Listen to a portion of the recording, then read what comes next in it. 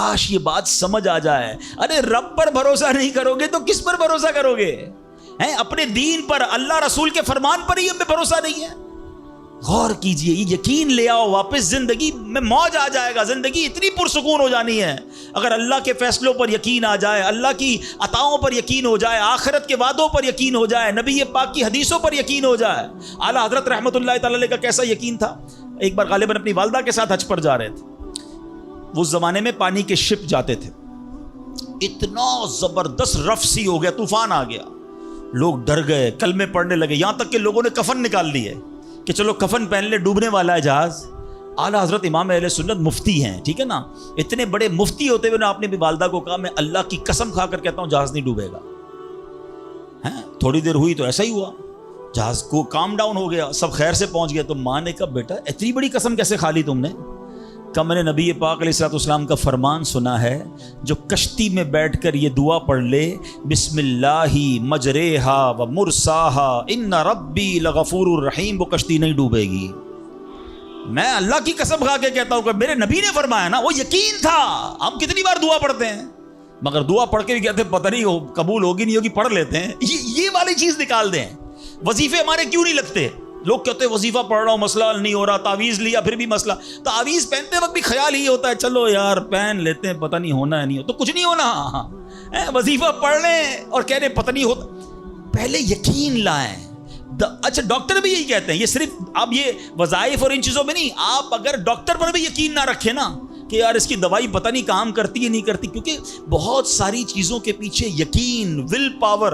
بڑا خوبصورت جملہ میں نے کتاب میں پڑھا تھا کہ جو لوگ کہتے ہیں یہ ہو جائے گا ان سے ہو جاتا ہے, جو لوگ کہتے ہیں یہ نہیں ہوگا ان سے نہیں ہوتا ہے. کاش یہ بات سمجھ آ جائے آپ کو. ہو جائے گا, اب کر لو گے. بڑے بڑے کام لوگ کر جاتے ہیں, میں کر لوں گا انشاءاللہ, پتہ نہیں ہوگا نہیں ہوگا, ٹرائی کر لیتا ہوں, پہلے ہی سمجھ لو نہیں ہوگا. اندر حوصلہ تو لائیں نا, یقین تو لائیں. اگر رب پر ہی بھروسہ نہیں ہوگا تو ہم کدھر جائیں گے؟ اب ذرا سنیے گا کہ ایک ڈاکوؤں کا گروہ جو تھا ڈکیتی کے لیے ایک جگہ پہنچا, تو وہاں کھجور کے 3 درخت تھے. ایک درخت خشک تھا, یعنی اس میں پھل نہیں لگے ہوئے تھے. دوسرا درخت پھلدار تھا. تو ڈاکوؤں کا سردار نے دیکھا کہ ایک چڑیا جو ہے وہ پھلدار درخت سے اڑتی ہے, خشک درخت پر جاتی ہے, واپس پھلدار درخت پہ آتی ہے, پھر خشک درخت پر جاتی ہے. تو اس نے کہا چکر لگائی جا رہی ہے, کوئی ماجرا ہے. تو اس نے غور سے دیکھا تو کیا دیکھا کہ وہ چڑیا جو ہے وہ پھلدار درخت سے جو ہے وہ کھجور لیتی ہے, اور جب خشک درخت پر جاتی ہے تو وہاں ایک اندھا سانپ منہ کھولے بیٹھا ہے. وہ چڑیا جا کر اس کے منہ میں کھجور ڈال کے آتی ہے, پھر دوبارہ جاتی ہے کھجور لا کر پھر اس سانپ کے منہ میں ڈالتی ہے. وہ جب ڈاکوؤں نے دیکھا تو وہ تو حیران ہو گیا, رونے لگ گیا کہ اے اللہ پاک, یہ وہ جانور ہے سانپ جس کو مارنے کا حکم تیرے پیارے حبیب علیہ الصلوۃ والسلام نے دیا ہے, کیونکہ یہ مسلمانوں کو تکلیف پہنچاتا ہے.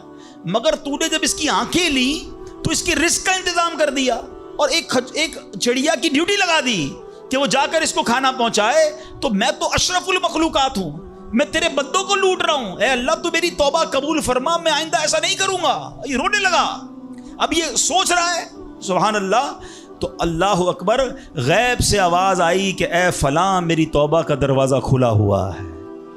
ڈاکو کہتا ہے یا اللہ میں نے توبہ کی. پھر غیب سے آواز آئی ہم نے تیری توبہ قبول کر لی.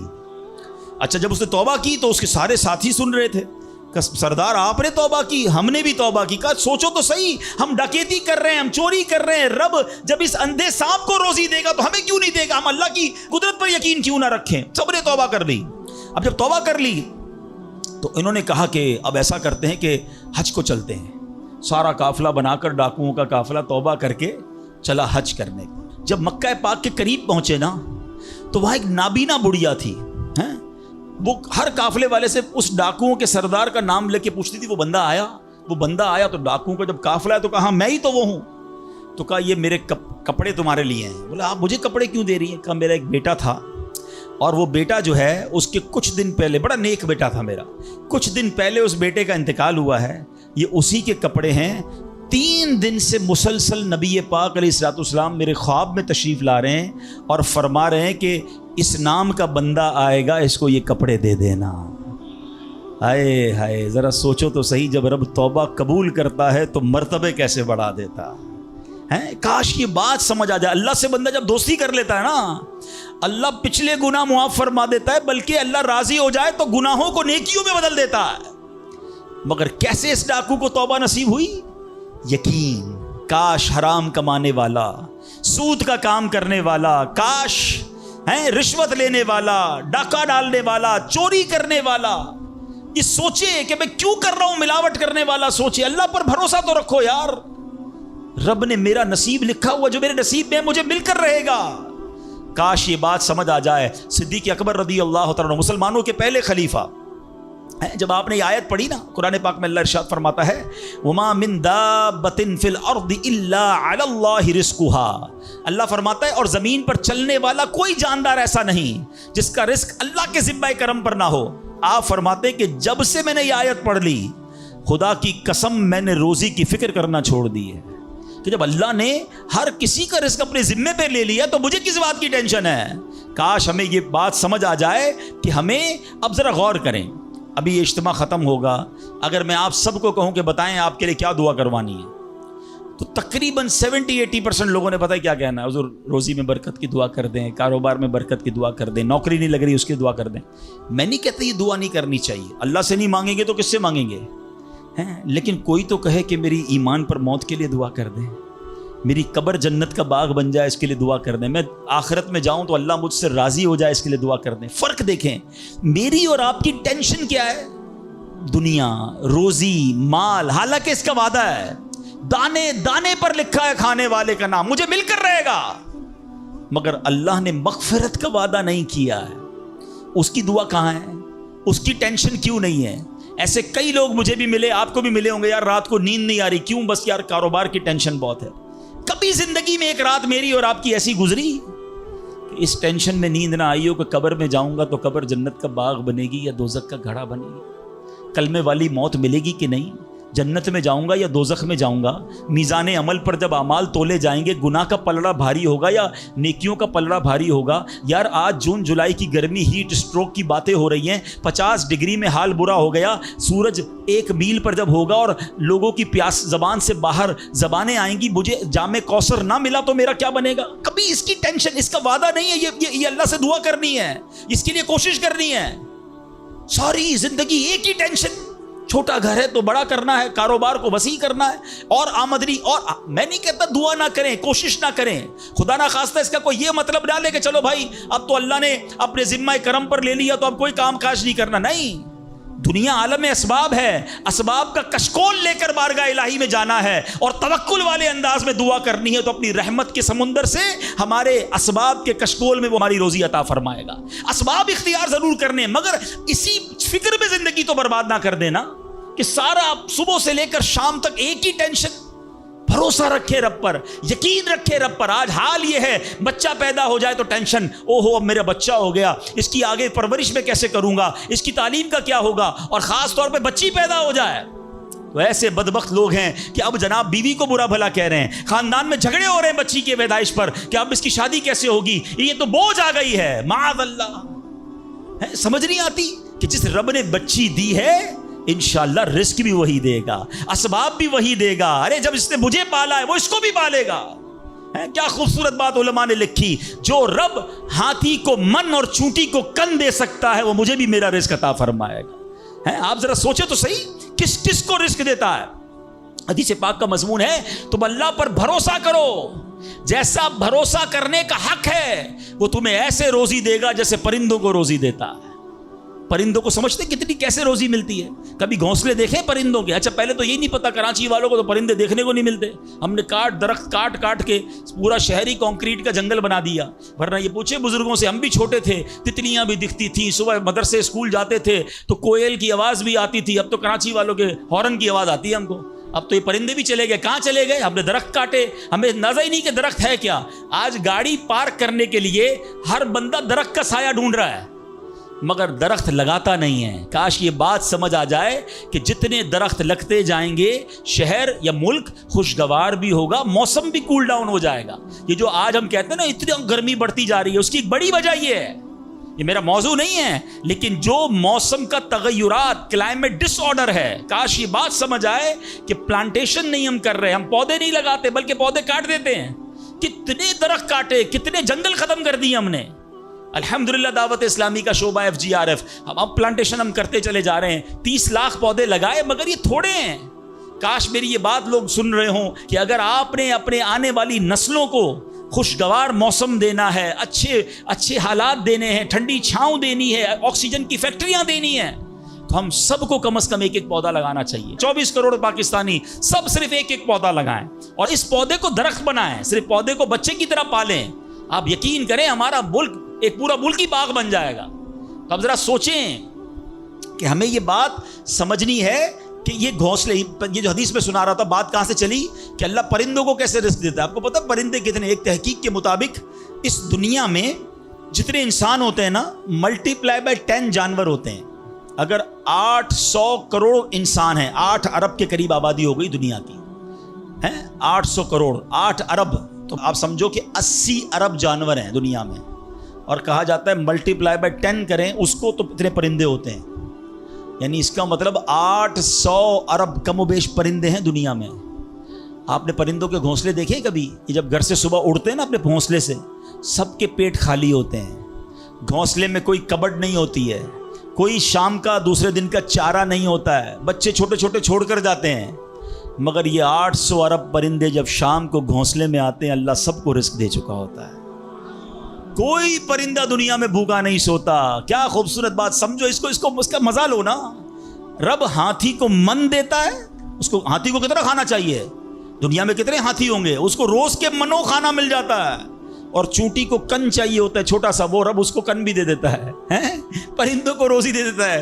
اور جو اشرف المخلوقات ہیں وہ ٹینشن کھا رہے ہیں. وہ کبھی بلڈ پریشر کی گولی، تو کبھی شوگر کی گولی، کبھی ڈاکٹر کے پاس. ٹینشن بہت ہے ڈاکٹر صاحب، 2 سال بعد کیا ہوگا، مارکیٹ ڈاؤن. ارے بھائی تب سب چیزوں کا وعدہ ہے اور تم اس ٹینشن میں رہ گئے. ارے یہ کوشش کرنی تھی تو آخرت کی کرنی تھی، اللہ کو راضی کرنے کی کرنی تھی. لیکن ان تمام باتوں کے باوجود، جیسے میں نے کہا نا کہ چھوڑنا نہیں ہے کام کاج. کچھ بے وقوف لوگ یہ سمجھ رہے ہوتے ہیں ایسا نہیں ہوگا. بڑی خوبصورت ایک بات اور کر دوں کہ اللہ پر بھروسہ کیسا کرنا ہے. ایک صوفی بزرگ شیخ سعدی لکھتے ہیں کہ ایک شخص تھا، گھر سے محنت مزدوری کے لیے، کام کاج کے لیے نکلا. اس نے دیکھا کہ ایک لومڑی ہے، اندھی ہے، اپاہج ہے، نہ دیکھ سکتی ہے نہ چل سکتی ہے. وہ حیران ہو گیا، ہاتھ پیر بھی نہیں، آنکھیں بھی نہیں، یہ لومڑی کھاتی کہاں سے ہے؟ چیک کرتا ہوں. تھوڑی دیر بیٹھا تو ایک شیر آیا. شیر نے کہیں سے شکار کیا تھا، وہ اپنا شکار لومڑی کے آگے ڈال دیا. اندھی لومڑی، اس نے جو کھانا تھا کھایا، باقی شیر لے کے چلا گیا. اس نے کہا کمال ہے جناب، اپاہج لومڑی کو رب رزق دیتا ہے تو مجھے کیا ضرورت ہے نوکری کرنے کی، مجھے کیا ضرورت ہے کام کاج کرنے کی. جا کے بیٹھ گیا مسجد میں. 3 دن ذکر کرتا رہا، عبادت کرتا رہا، ایک دانہ کھانے کو نہیں ملا. اللہ اللہ اللہ اللہ کر رہا ہے. اس کے بعد جب بھوک سے بحال ہو گیا تو اللہ سے فریاد کی، یا اللہ مجھے کوئی رزق نہیں ملا. کیا شاندار ارشاد ہوتا ہے. ابھی کیسا زبردست جملہ ہے. ارشاد ہوا تو نے لومڑی دیکھی ہے، شیر نہیں دیکھا. لومڑی کیوں بننا ہے؟ شیر بننا، اپنا رزق بھی کما اور دوسرے کو کھلانے والا بن جا. کچھ لوگ سمجھتے مجھے کوئی اور کھلا ہے، میرا بھائی کما رہا ہے، میں گھر میں بیٹھا مزے کرتا رہا ہوں. نہیں، فرمایا ایک بلکہ واقعہ آتا ہے، ایک بزرگ کے بارے میں آتا ہے. ایک شخص گیا، کہا میں نمازیں پڑھ رہا ہوں، عبادت کرتا ہوں، میرا بھائی مجھے سپورٹ کرتا ہے، وہ روزی کماتا ہے. فرمایا تیرا بھائی تجھ سے زیادہ افضل ہے. اللہ کو یہ پسند ہے کہ بندہ اپنے ہاتھ سے کمائے، کسی پہ ڈیپینڈیبل نہ رہے، کسی پر بوجھ نہ رہے. یہ شریعت کو محمود ہے. کوشش کرنی ہے، پھر اس کے بعد اللہ پر چھوڑ دینا ہے. کوشش سے انکار نہیں ہے، مگر صرف کوشش کرتے کرتے نمازیں بھی جا رہی ہیں، بھروسہ بھی رب پہ جا رہا ہے، یقین بھی ختم ہو رہا ہے، صبح سے شام مال کما رہا ہے، یہ پسندیدہ نہیں ہے. تو ان دونوں چیزوں میں فرق کرنا ہے اور اللہ پر یقین رکھنا ہے. پھر دیکھیں انشاءاللہ کیسے دنیا اور آخرت کی برکتیں ملتی ہیں. تو بہرحال میرے پیارے اسلامی بھائیوں، کاش یقین مل جائے تو پھر دیکھیں یقین کیسے کام بناتا ہے. امام حسن بصری نے ایک حدیث پاک بیان کی. آپ فرماتے ہیں، حدیث سنیے گا. پیارے آقا علیہ الصلوۃ والسلام فرماتے ہیں، لوگوں کو اس دنیا میں سب سے بہترین چیز یقین اور عافیت عطا کی گئی ہے. لہٰذا اللہ پاک سے ان دونوں چیزوں کو سوال کیا کرو. اللہ سے یقین مانگیں اور اللہ سے عافیت مانگے. امام حسن بصری جب حدیث پاک بیان کی نا تو فرمایا رسول اکرم علیہ الصلوۃ والسلام نے سچ فرمایا, یقین ہی کی برکت سے جنت ملتی ہے, یقین ہی کی برکت سے آدمی جہنم سے دور بھاگتا ہے, یقین ہی کی برکت سے فرائض پورے پورے ادا کرتا ہے, یقین ہی کی برکت سے آدمی ایمان پر ثابت قدم رہتا ہے, اور عافیت میں بڑی بھلائی رکھ دی گئی ہے. اے کاش ہمیں یقین ملے, ہمیں عافیت ملے. حدیث پاک میں آتا ہے, حدیث قدسی ہے, اللہ پر کیسا بھروسہ رکھنا ہے؟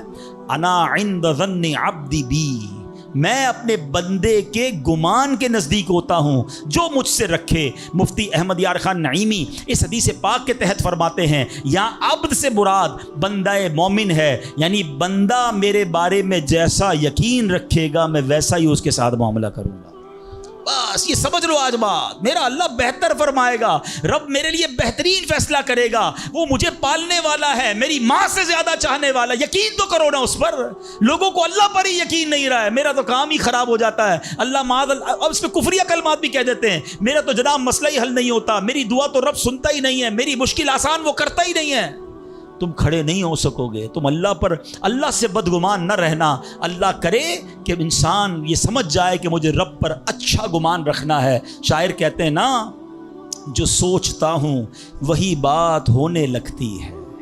پوچھو پازیٹیو لوگوں سے, ان کے ساتھ پازیٹیو جب سوچتے ہیں پازیٹیو ہونے لگتا ہے. جو سوچتا ہوں وہی بات ہونے لگتی ہے, جڑا ہوا ہے زمانہ میرے گمان کے ساتھ. اچھا سوچو گے تمہیں اچھا ملے گا. اب غور فرمائیے, جب یہ ذہنی بندہ بنا لے یار سچ سے کاروبار نہیں چلتا, تو پھر آپ کو برکت کاروبار میں کیسے ملے گی؟ پہلے ہی آپ نے یقین کر لیا. جب یہ ذہن بنا لے کہ نماز کے لیے وقت نکالا تو کام میں نقصان ہو جائے گا, تو پھر کام میں ترقی بھی نہیں ملے گی. اب ذہن بنا لیا کہ ترقی کے لیے صرف دنیا کی ڈگریاں کمانی ہیں, تو پھر قرآن کریم کی برکات کہاں سے نصیب ہوں گی؟ جب یہ ذہن بنا لیا کہ آج نیکی کا دور ہی نہیں ہے, کچھ لوگوں کا ذہن بن گیا ہے بھائی جناب کوئی نیکی کا دور نہیں ہے, تو پھر نیکی کی برکت بھی نہیں ملے گی. ذہن پازیٹیو رکھیں, ذہن اچھا رکھیں, انشاءاللہ آپ دیکھیں آپ کے ساتھ اچھا ہونا شروع ہو جائے گا. میرے پاس وقت کم ہے, ورنہ اس پر تو پوری ریسرچ موجود ہے. آپ پازیٹیو سوچتے ہیں تو پازیٹیو انرجیز آپ کی طرف متوجہ ہو جاتی ہیں. اب تو سائنس بھی کہتی ہے نیگیٹو سوچتے ہیں تو نیگیٹو انرجیز آپ کی طرف متوجہ ہوتی ہیں, آپ ڈی مورلائز ہونا شروع ہو جاتے ہیں, آپ کے حوصلے ٹوٹنا شروع ہو جاتے ہیں. اور جس کو ول پاور کہا جاتا ہے, جس کو اچھا سوچنا کہا جاتا ہے, اگر بندہ یہ کرنا شروع کر دے پھر دیکھیں اس کے کام کیسے بن جاتے ہیں. تو اللہ کرے کہ اب یہ بات سمجھ آ جائے کہ ہمیں اپنے رب سے انشاءاللہ یقین حاصل کرنا ہے. حضرت خالد بن معدان رحمۃ اللہ تعالی علیہ فرماتے ہیں تعلموا الیقین کما تعلموا القرآن, یعنی یقین کو بھی ایسے ہی سیکھا کرو جیسے قرآن سیکھتے ہو. میں نے بھی اسے سیکھ کر حاصل کیا ہے. سبحان اللہ. اب یقین سیکھنے کے لیے, یقین حاصل کرنے کے لیے علماء نے بڑے طریقے لکھے. پہلے تو بندہ دعا کرے کہ اے اللہ مجھے اپنا یقین عطا فرما. بڑی پیاری دعا حضرت ابوبکر صدیق کیا کرتے تھے, اللہم حب لی ایمانا و یقینا و معافاتا و نیہ, اے اللہ مجھے پکا ایمان, پختہ یقین, عافیت اور سچی نیت عطا فرما. اللہ پاک سے دعا کرتے رہیں اور ایسے لوگوں کے ساتھ رہیں. آخری بات کر لیتا ہوں جناب, پرابلم پتہ ہے کیا ہے؟ ڈی مورلائز بندہ پتہ کہاں ہوتا ہے؟ اس کا یقین متزلزل کب ہوتا ہے؟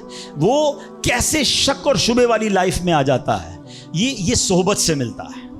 آپ جب اللہ پر پکا یقین کرنے والے لوگوں میں بیٹھتے ہیں نا, آپ کا یقین بھی بڑھنا شروع ہو جاتا ہے. یار اس کو اللہ پر کتنا بھروسہ ہے, بیمار ہے پھر بھی کہتا ہے میرا رب کریم ہے, پریشان ہے پھر بھی کہتا ہے اللہ کی رضا پر راضی ہوں, میرا رب سب ٹھیک کر دے گا. جب ایسے لوگوں کے ساتھ آپ بیٹھتے ہیں نا, آپ کا یقین توکل بھی مضبوط ہونا شروع ہو جاتا ہے, بندہ اسٹرانگ ہونا شروع ہو جاتا ہے. اور جب بندہ بیٹھتا اٹھتا ہی ایسے لوگوں میں ہے جو ہر وقت مایوسی کی باتیں کرتے ہیں, ہر وقت جناب آنے والے خطرات اور پریشانیوں کا ہی ذکر کرتے رہتے ہیں, ارے بھائی کچھ نہیں ہونا, سب برباد ہو گیا ہے, سب ختم ہو گیا, ان کے پاس جب بیٹھو ایسا لگتا ہے سب کچھ تباہ ہونے والا ہے.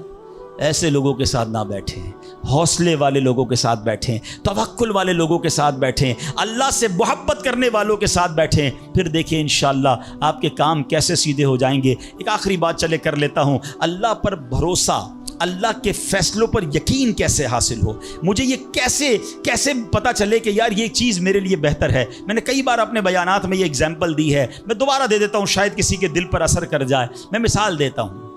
ہمیں بعض اوقات بندہ پتہ ہے اللہ سے یقین کہاں ٹوٹتا ہے؟ جب بندہ دعائیں مانگتا ہے, التجائیں کرتا ہے, بڑی رو کر التجا کرتا ہے, مصیبت میں ہوتا ہے, اس کو کوئی چیز چاہیے ہوتی ہے اور اس کو نہیں ملتی ہے, بندہ کہتا ہے رب تو میری سنتا ہی نہیں ہے، ہیں اتنی دعائیں کی، مسجد میں جا کے کی، مکے مدینے میں جا کے کی، فلاں بزرگ سے بھی دعا کرے، نہیں ہو رہا میرا کام۔ جب بندے کا کام نہیں ہوتا نا تو اس کو لگتا ہے کہ یار میں اللہ پر کیسے بھروسہ کروں، یہاں جا کر شیطان حملہ کرتا ہے۔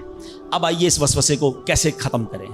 آپ میں سے کئی ایسے مجھے نظر آ رہے ہیں جو والد ہوں گے یا بڑے بھائی ہوں گے، آپ کا کوئی چھوٹا بیٹا یا چھوٹا بھائی ہو اور بیمار ہو جائے، اس کو بخار ہو جائے، گلا خراب ہو جائے اور وہ رونے لگے کہ ابو میں نے آئس کریم کھانی ہے، میں نے ٹھنڈا شربت پینا ہے۔ اچھا بتائیے آپ اسے ٹھنڈا شربت پلائیں گے؟ ہیں وہ رو رہا ہے آپ کے سامنے، آئس کریم کھلائیں گے اسے؟ جواب دیجئے نہیں، وہ رونے دیں گے آپ اس کو۔ آپ کا ایک دوست برابر میں بیٹھا ہو اور کوئی کہے یار کیسے ظالم ابو ہیں، بچہ رو رہا ہے دے دینا اسے آئس کریم، تو آپ ایک جواب دیتے ہیں میں والد ہوں، مجھے پتا ہے اس کو کب کیا دینا ہے۔ ایسا ہی ہے نا؟ اب ذرا دل پر ہاتھ رکھ کے میرا جملہ سننا، تم والد ہو، تمہیں پتا ہے بیٹے کو کب کیا دینا ہے، میرے مالک کو نہیں پتا مجھے کب کیا دینا ہے۔ میں رو رہا ہوں، میں گڑ گڑا رہا ہوں، میں تڑپ رہا ہوں، وہ نہیں دے رہا، ارے یہی بہتر تھا۔ ہو سکتا ہے کہ میں جو مانگ رہا ہوں مجھے مل جاتا تو وہ میرے لیے اور برا ہوتا۔ علماء کہتے ہیں کسی کا امیر ہونا اس کے لیے اچھا ہے، کیونکہ وہ غریب ہوگا تو وہ ایمان سے متزلزل ہو جائے گا۔ کسی کا غریب ہونا اس کے لیے اچھا ہے، کیونکہ اگر اسے مال دے دیا جائے گا تو اس کا ایمان چلا جائے گا، وہ غلط کاموں میں پڑ جائے گا۔ کسی کو اولاد دینا اس کے لیے اچھا ہے اور کسی کو بے اولاد رکھنا اس کے لیے اچھا ہے۔ ہو سکتا ہے بیٹا ایسا ہونے والا ہو جو بڑا ہو کے باپ کو ہی مار کے گھر سے نکال دے۔ کیا ہم نے نہیں دیکھے ایسے واقعات؟ ایسی اولاد نہیں دیکھی جو ماں باپ کو قتل کر دیتی ہے؟ لوگ کہتے ہیں اس سے بہتر تو بچہ ہی نہ ہوتا۔ ارے رب بہتر جانتا ہے مجھے کیوں بیٹا نہیں مل رہا، مجھے کیوں بیٹی نہیں مل رہی، مجھے کیوں اولاد نہیں ہو رہی، مجھے کیوں مال نہیں مل رہا، میں اب تک گھر کیوں نہیں لے سکا۔ ہو سکتا ہے میرے رب نے اس کے بدلے میرے لیے بہت ساری نعمتیں رکھی ہوں۔ کاش یہ بات سمجھ آ جائے۔ مجھے ایک بات بتاؤ نا، میری ماں، آپ کی ماں، دنیا میں سب سے زیادہ ہم سے پیار کون کرتا ہے؟ ہماری ماں کرتی ہے۔ کبھی ماں ہمارے لیے غلط فیصلہ کر سکتی ہے؟ نہیں کر سکتی۔ ارے جو ماں میرا اچھا سوچتی ہے، اس ماں کے دل میں جس نے ممتا ڈالی ہے، جو کروڑوں ماؤں سے زیادہ مجھے چاہنے والا ہے، وہ میرے بارے میں کیوں نہ اچھا فیصلہ فرمائے گا۔ کاش یہ یقین آ جائے کہ جو رب نے کیا ہے وہی بہتر کیا ہے۔ سبحان اللہ۔ زندگی کا ایک اصول بنا لو، میرا کام، جب آپ کا کام ہو جائے نا تب بھی کہو اللہ کا شکر ہے، اور جب کام نہ ہو کہو جب بھی اللہ کا شکر ہے۔ میرے لیے یہی بہتر ہوگا۔ آپ مزے میں آ جاؤ گے، اللہ سے دوستی کر لو، اے میرے رب جو تو نے فیصلہ کیا میں اس پر راضی ہوں۔ آپ کسی ٹینشن میں نہیں رہو گے۔ ہمارا پرابلم پتہ ہے کیا ہے؟ ڈیفنس کے لوگ جانتے ہیں، کبھی گزرتے ہوں گے نا ڈیفنس کی گلیوں سے، یار یہ پلاٹ بہت اچھا مل رہا تھا، 4 سال پہلے یہ ریٹ تھا، میں لے لیتا، آج تو کتنی پرائس ہو گئی، یار وہ گاڑی 1 مہینہ پہلے لینے والا تھا، نہیں لی، گورنمنٹ نے پرائس بڑھا دی، یار یہ فیکٹری میں پہلے خرید لیتا۔ اسی ٹینشن میں رہتے ہیں، یہ کر لیتا، وہ کر لیتا۔ ارے نہیں کیا، نہیں ہوا، وہی میرے لیے بہتر تھا۔ جو رب نے دیا وہی میرے لیے بہتر ہے۔ خدا کی قسم جس دن اللہ پر بھروسہ سیکھ لیا، رب سے دوستی کر لی، رب کے فیصلوں پر اطمینان تمہیں حاصل ہو گیا، زندگی کے بہت سارے غم ختم ہو جائیں گے۔ جو بھی ہوگا وہ رب کی طرف سے ہے۔ ارے جب حضرت ابراہیم آگ میں ڈالے جا رہے ہیں، جبریل امین آ کے پوچھتے بتاؤ اے ابراہیم تمہاری کوئی مدد کر سکتا ہوں، کوئی حاجت ہے؟ فرماتے مجھے کوئی حاجت نہیں۔ کہا اللہ سے تو کہہ دو کہ رب دیکھ رہا ہے، اس کا دیکھنا میرے مانگنے سے بہتر ہے۔ آئے ہائے اللہ، حضرت ابراہیم کے اس یقین کا کوئی ذرہ عطا فرما دے، اس توکل کا کوئی حصہ عطا فرما دے۔ باتیں تو ہم بڑی بڑی کرتے ہیں، مگر جب سر پہ پڑتی ہے، جب کوئی مشکل آتی ہے، پھر ہمارا یقین ہل جاتا ہے۔